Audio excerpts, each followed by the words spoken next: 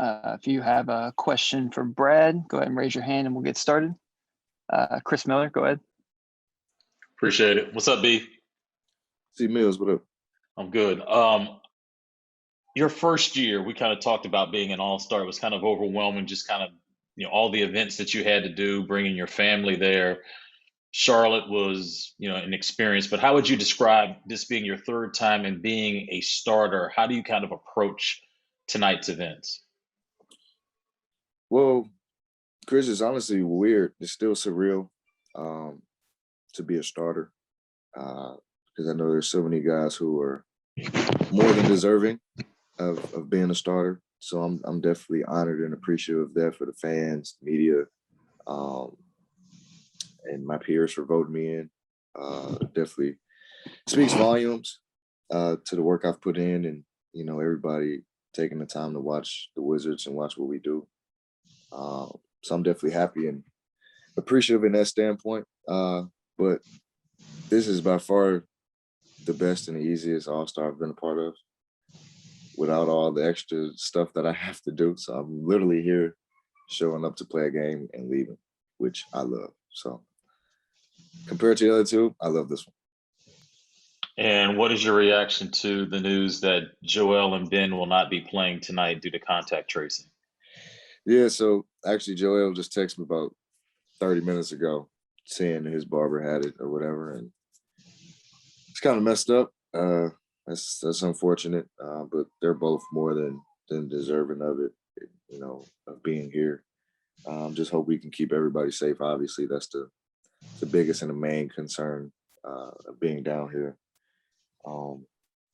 So, I mean, that's unfortunate. Hopefully everybody can, stay safe in that regard, and we can have a good game tonight. Fred. Hey, Brad. You had discussed a couple of weeks ago, like, I guess reservations might be the best way to put it, about just an all-star game in general. And obviously a bunch of other players said similar stuff. Why do you think it was that the players ended up kind of coming together and deciding that everybody's going to go? Honestly, it's I don't want to say we didn't have a choice, but it's in our CBA. In our CBA, it says that there has to be an all-star game every year, and it's a lot of language in there that can get ugly if we didn't necessarily come down and go through with the all-star game. So there's still guys reserved about it, I'm sure. I'm still reserved about it. I'm trying to stay healthy and get as much rest as I possibly can, because we jump right back into the season right after this. So I'm with you in that regard, Fred. I mean, everybody's going to be a little bit reserved still, but at the same time, it's in our CBA that, all-star game has to be had. Thanks, Brad. Chase.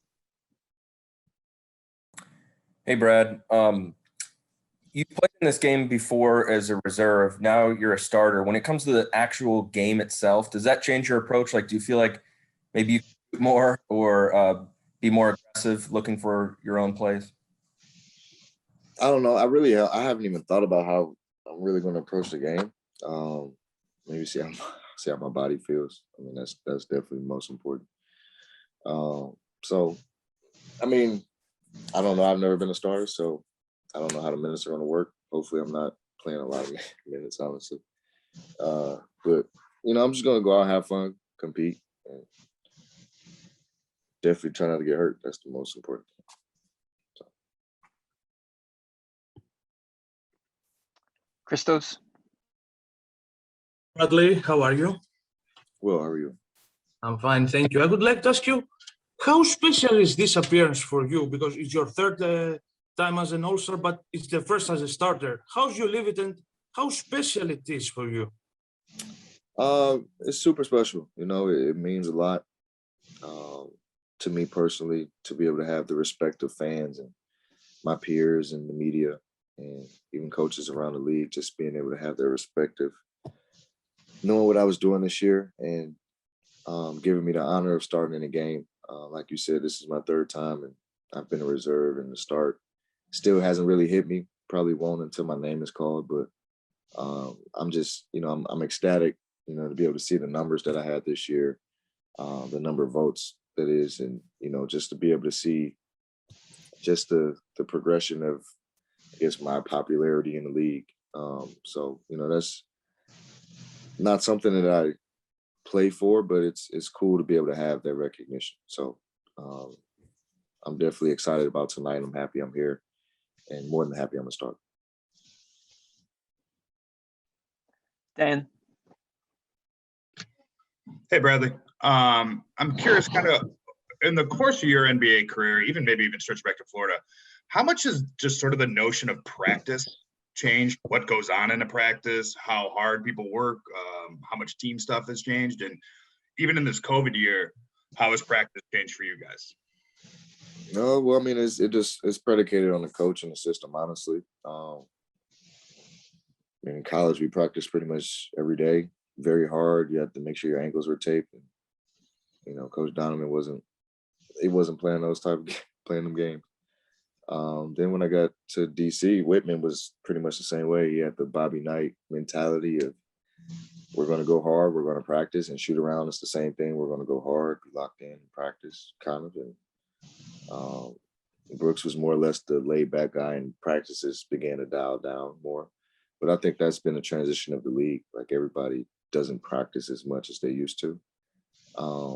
And then especially this year with COVID, like, we can't practice. Everything is on a state-by-state basis, and large group gatherings can't be had. Like, a lot of times we're not even able to eat together in the same conference room like that we usually eat in. So it's been an adjustment and a change with practices. I feel like the longer I've been in, the more dialed back they've been. For sure. Does it change when you've got a new teammate, a pretty high profile teammate in Russell, and practice would be good for you guys, I would imagine, right? As you tried to figure each other out, and obviously there were a lot of different things with injuries and stuff like that. But do you think the lack of practice has hurt teams? Yes and no. Because we play every other day. So, I mean, you kind of have to ask yourself, where do you have time to practice in terms of resting your body, getting, proper rest and everything in that nature, and making sure everybody's healthy. If we play every other day, it's going to be really tough to practice. So, we approach it how we do, and we're all professionals. That's kind of why we get paid to do what we do. And the beauty of our situation is we have a lot of great character guys who are able to adapt and adjust on the fly. So when we added Russ, that was a plug and play. That was easy. It's just learning how he plays, learning where he likes his spots. I think that's been an adjustment. And then ultimately us being healthy is the ultimate thing for us. Once we had guys back healthy, we were able to find our rhythm and create some rhythm, and guys get back into the flow of the game. Neil. Brad, congrats again.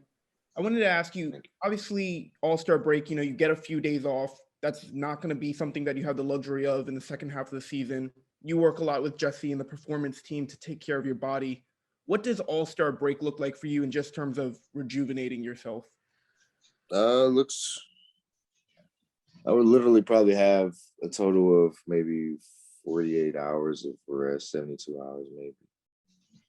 Let's see, off yesterday, play today, report tomorrow, leave Monday. So, we leave Tuesday, I'm sorry.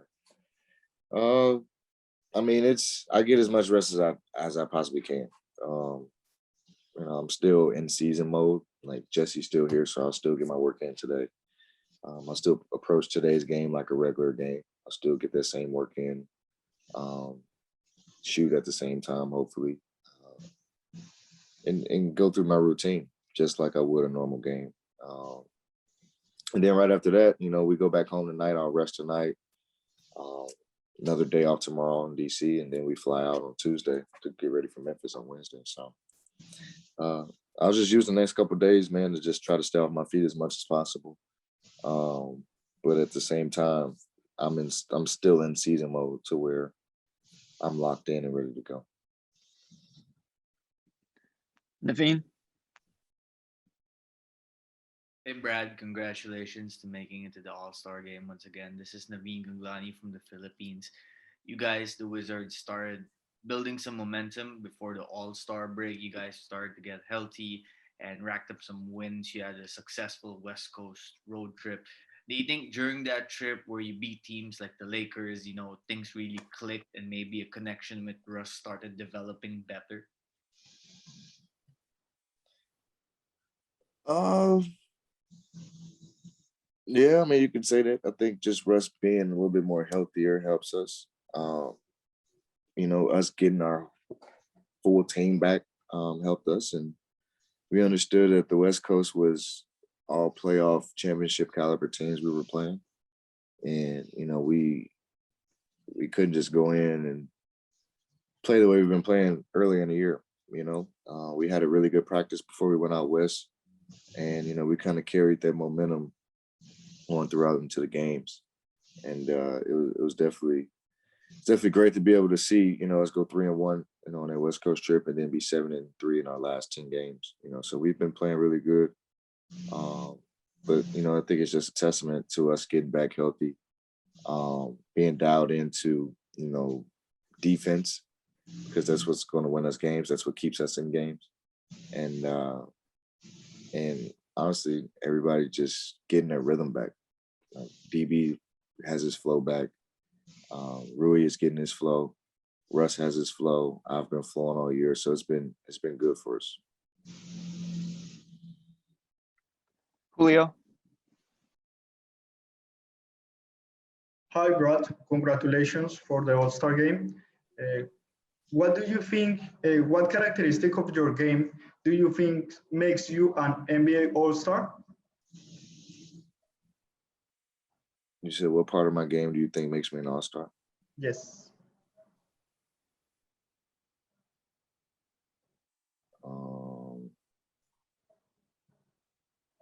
I don't know. Maybe I can score the ball solidly. Okay, thank you. Quinn. What's up, B? Q, what's up? A lot of people in here with a lot of good questions, but I want to know first, did you get to watch last night's 2v2 between Harlow, 2 Chainz, Quavo, and Lil Baby? And what were your takeaways from last night's game, if you did get to watch that? I did get to watch. I did see highlights, but I will say I know Quavo and 2 Chainz. Quavo can actually hoop, and I heard he had like 17 out of the 21 points, so Yeah. that didn't surprise me. And 2 Chainz can hoop, but Drew, my trainer, actually went down to Atlanta and worked out 2 Chainz for like the last couple of days to get him ready for it. And It didn't go good for them. So I'm definitely, I got to get on Drew head about that. You wasting people time, man. So no, but that was good for the culture, good for Atlanta. Quavo's a hooper, but I think Hitman Holler from St. Louis can give Quavo a run for his money. now, Holla That's is a fact. he's definitely tough. And my second question for you, All-Star is all about swag and different things, colorways and stuff like that. Do you have anything special on your feet tonight, or any accessories that you're going to break out for this All-Star game? I know I'm wearing all black tonight. I honestly have absolutely no idea what Jordan shoe I'm wearing in the game. Okay. I think it's something. I know they got something special for me. They sent me a practice shoe, but we don't have practice. We can't practice. But I'm sure I'll have some heat on tonight. And size 11 in those powder blue ones, my brother. Just Size 11, I got it. just hit me up. Brianna. Hey, Brad. So my question is kind of similar to Quentin's. Of course, you always represent St. Louis. And I've noticed you've been wearing a lot of St. Louis brands, clothing brands. Tonight, how does it feel when you're a brother to represent St. Louis in the All-Star game? Oh, it's amazing. I always try to represent my hometown as much as I can. Like, there's so many, whether it's rocking Icons Never Die, or rocking the Legacy brand. rocking the Patience brand. It's a lot of them back home that, I just try to uplift a lot of Black owned companies. I try to uplift and be a part of, and, try to get their names out there, their product out there. And it'll be very, very exciting tonight to be able to share the floor with Jason. Us literally being from same city, living 5 minutes from each other, going to the same school, pretty much having almost the identical path to each other tonight. And so it'll be an honor for sure. We've never been on the same team. I don't even think I can pick up we've been on the same team. So it's been it'll be really cool to be able to share the floor with him for sure. Jalen. Hey, Bradley, congrats on the All-Star selection once again. Just kind of feeding off what Brianna said. I'm not sure if you're aware, but you and Jason Tatum are actually the first St. Louis-born All-Stars since David Lee did so in 2013. Does that motivate you at all? And have you talked to Jason at all about the journey from St. Louis to the NBA now? All the time. I mean, all three of us went to the same high school. So right. We're just, I guess, products of our environment in a way. We all push each other. D. Lee was the pioneer in the whole process. And me growing up, I admired his path. And hell, I went to Florida just like he did. Ended up signing to the same agent as he did. And it's definitely unique to be able to see our paths all kind of be similar in a way. And I definitely credit David for that. I'm definitely happy and thankful that Jason was able to pick up the reins too, and see that it was possible within himself, and for him to be able to make a name and be where he is today. So, to be able to have this my third All-Star game, I think Jason's second or third even too. And then, for us to be able to be from the same city, D. Lee has, I think, 2 under his belt, that speaks volumes, and we're only going to continue to get better. Thank you. Cameron. Hey, Bradley. Congratulations on another All-Star nomination. Sir, I wanted to ask you about your Washington Wizards team. Last year, you visited LA, you weren't too happy, you put up big numbers, but you weren't too happy with the competitive spirit of the team. And I want to ask you about this year, the competitive spirit. Kind of what do you notice as a difference, and then how you guys are vibing on your way to make a playoff push? Well, I feel like we're 7-3 in our last 10. So we've been clicking really well, and we try not to make excuses, but we had a bus load of them at the beginning of the year. Everybody not being at camp, COVID hitting us. We had 7 to 8 guys of our guys out. So we were playing with guys we had to add, and on the fly bringing up our G League guys, and kind of throwing them in the fire. So it was tough for us, but I would definitely say our competitive spirit has always been there, even when we lost. Like, it was just the little bad habits that we created that ended up losing us those games, down the stretch, not closing them out. And I would say in the last 10 games, we've been a lot better at that. We've lost some. I think we got our butt kicked maybe one time out of, the 10 games. I think the Clippers whooped us. So it was good for us to be able to get in that mode of, gelling back together, and playing really good basketball, playing playoff style basketball. That's what we've been doing. And so that's been very promising. And it just took some time, for that to happen, for guys to be able to get their rhythms, get their energy back, get back into the flow of the game. But we have our work cut out for us in the second half of the year. We got 38 games, 78 back-to-backs. So it'll be tough, but the work ethic is there, the focus is there. So on that standpoint, I'm happy about it. And lastly, I'd like to ask you about the evolution of your game. Personally, kind of how you feel you have grown, or the game has slowed down for you over the past, say, 3 or 4 years. Anything special you've been working on, or is it just growth?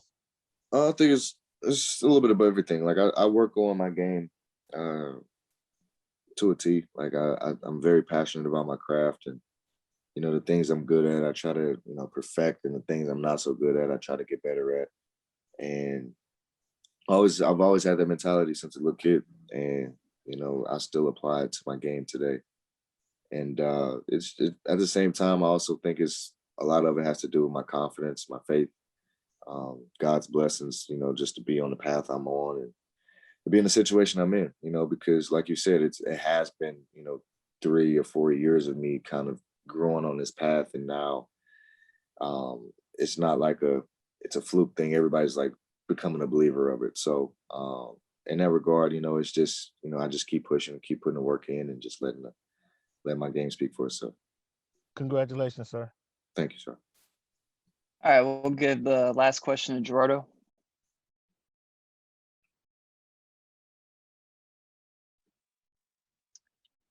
You there, Gerardo? Culture of Sports. Yep. Hey, Brad. Right. Congrats, man. Thank you. Fans in DC are eagerly waiting to attend games. As of this week, Major Bowser is still not allowing fans in the nation's capital. And although she continues to ask for patience, some of the NADS, Washington Nationals players, have disagreed with her decision. How important for you is the DC fan base right now? You're 7-10 at home. How important for you is for fans to come back to DC, and what's your take on it right now? Well, I don't want fans until everything is my biggest concern is safety. Like I can hoop with or without fans personally. I'm not sitting here saying we don't miss the fans. It definitely changes that dynamic of the game, the intensity of the game, I think, in a way. But safety is the biggest and main concern, and it's more or less for them, because they won't technically have access to us. They won't be like right on top of us or anything like that. So it's just making sure that everybody's safe. We're trying to keep the world safe. Like, especially in DC, we have to understand that we're at the focal front, we're at the focal front of everything. We are the nation's capital. So everything we do is magnified and everything we do will be copied and, kind of go from there. And so I think what the mayor's doing is exemplary. Like she has to do that. And I'm with her. Like, I don't think we should have fans until, we're good, honestly. So, I mean, it's definitely tough not being able to hear the, the chants and the roars and, the screaming that we need, to give us that push. But I mean, at the same time, that's why we're paid a lot of money to go out there and do what we do. So it's no excuse. Nobody has home court advantage.